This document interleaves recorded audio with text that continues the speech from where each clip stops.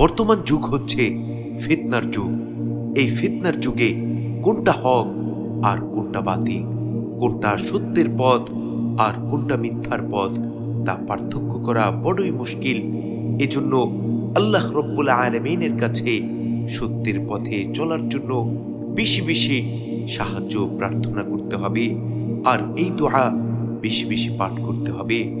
আল্লাহুম্মা আরিনাল হাক্কা হাক্কা ওয়ারযুকনা ইত্তিবাআ ওয়া আরিনাল বাতিলা বাতিলা ওয়ারযুকনা ইজতিনাবা। দোয়াটি আবারও বলছি, আল্লাহুম্মা আরিনাল হাক্কা হাক্কা ওয়ারযুকনা ইত্তিবাআ ওয়া আরিনাল বাতিলা বাতিলা ওয়ারযুকনা ইজতিনাবা। হে আল্লাহ, আপনি আমাদেরকে সত্যকে সত্য হিসেবে দেখান এবং তার অনুসরণ করার তৌফিক দান করুন। মালিক রে, আপনি আমাদেরকে বাতিলকে বাতিল হিসেবে, মিথ্যাকে মিথ্যা হিসাবে দেখিয়ে দিন এবং তা থেকে বেঁচে থাকার তৌফিক দান করুন। কি চমৎকার দোয়া! সুবহানাল্লাহ, সুবহানাল্লাহ ওয়া বিহামদিহি, সুবহানাল্লাহিল আযীম।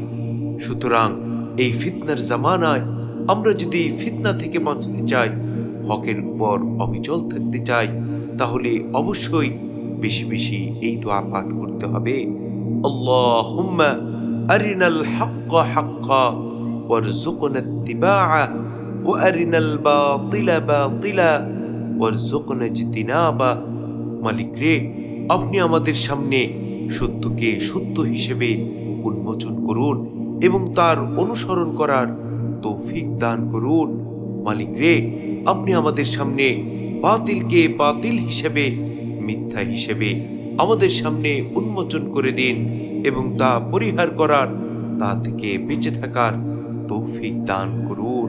আল্লাহ রব্বুল আলামিন আমাদের প্রত্যেককে হকের উপর অবিচল রাখুন, বাতিল থেকে আমাদের প্রত্যেককে হেফাজত করুন।